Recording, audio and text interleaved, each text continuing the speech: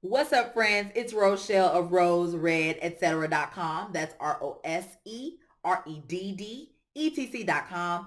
I am the creative director and the creative catalyst that helps female-led small business owners turn their blah brands into booming brands. And I do that through good branding sense and stellar design. Welcome to day 4 of my Branded for Real series, where I help you build a magnetic brand using tips, tricks, and resources that help you attract your audience, build your community, and get coins time and again. If this is your first time meeting me, welcome. But I do want you to hop, skip, and jump your way down to video number 1, where I define what a visual brand identity system is, and then check out video 2, where I help you understand what core values are, give you some tips for cultivating your own, and then in video number 3, I help you learn how to kill your comparison critic in order to get that data and build a very robust and meaningful visual brand identity system based on the data, okay? So today we're talking about, well, just what do I need when it comes to creating a visual brand identity system? If you're anything like me in the online space, you use your Googles every day and you're reading books and you're reading blogs and you're watching videos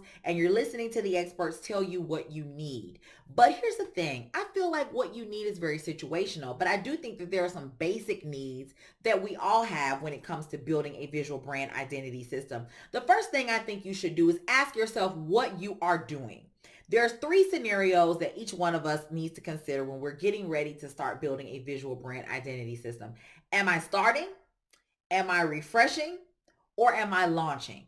Now, when you're starting, that means that you are creating something new from scratch. There's no collateral that pre-exists. There's nothing there but the product itself or the information itself or the person you're branding and space and opportunity, right? And then the next category is the people who already have something that exists, that's been around a while. Some parts are not working well or some parts you don't use and you need just to tune up. And then the third people are actually launching a product, a service, or hell, even a career. So I want to break down first, when you're starting out, here's some things that I think you need. This is not gospel. It is not the Bible, okay? But this is where I think you should start. Anything you build on top of this is just gravy. The first thing is a really good logo type. Now, I talked about in the first video that you need a logo that's based in vectors, okay, and not raster images. And raster images are JPEGs and PNGs, and all that means is when you're designing a logo with a vector-based program, it allows you to create that logo to be as big as the size of a billboard, right? Or you could shrink it down to the tiny size of a pea, and that logo will not lose its integrity. So when you're hiring a designer, you want to ask them, do you design in Adobe Illustrator? Can I get the file in .ai or .eps? There are certainly other vector-based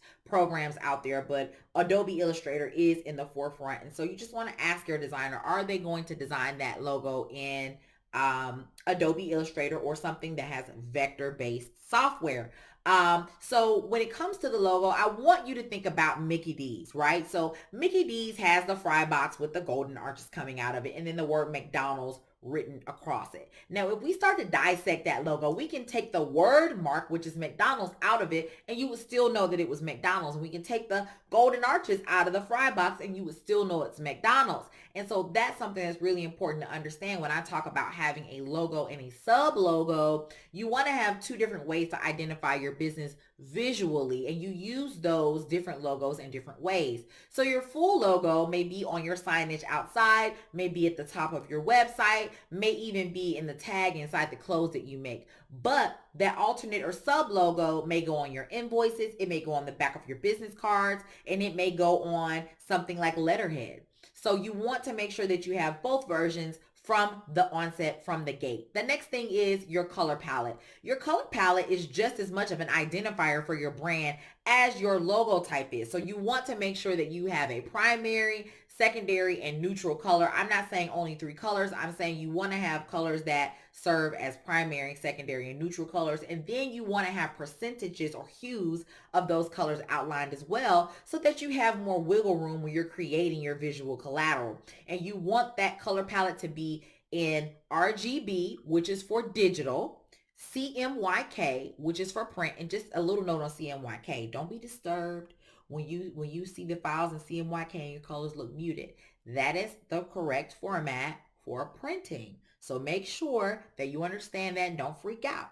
The next thing is you want to have your Pantone colors. And for those of you that are printing, that are getting stress balls made and all kind of apparel and swag to hand out and things like that, or if you're getting your bottles and packaging made, typically Pantone is a universal color language. If you're getting something printed in India or China, and they're going to need that information. So make sure you do RGB, CMYK, and Pantone. The next thing is you want a really nice font hierarchy. Now, there's a lot of places that you can go to pair some fonts together and see how they look. One of my favorite places is Google Fonts. And typically you want to have fonts that are contrasting but look well together. And you're establishing a font hierarchy so you know exactly what fonts and in what style those fonts are supposed to be used at each one of your touch points. So you may say, okay, well, all of my memes are going to be Arial, bold, 18 points, and the font that I'm going to pair with that is Times New Roman, 10, italicized, right? Who knows? I don't know. But what I'm saying is you should know. You should have a font hierarchy established. And then you can even say, okay, well, for flourishes and for decorative things, I'm going to use Pilsner, which is a scripty creative font. Okay, so you want to make sure you pay some attention to your font hierarchy. The next thing I want you to pay attention to are your patterns and textures.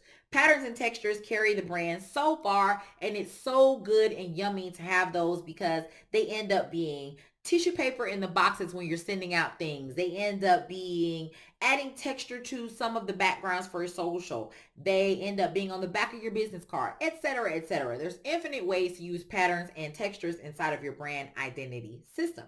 The next thing I want to tell you to include is from the gate is your social media backgrounds. If you get a few dozen of those made, hey, you'll never run out. You can put them in different configurations.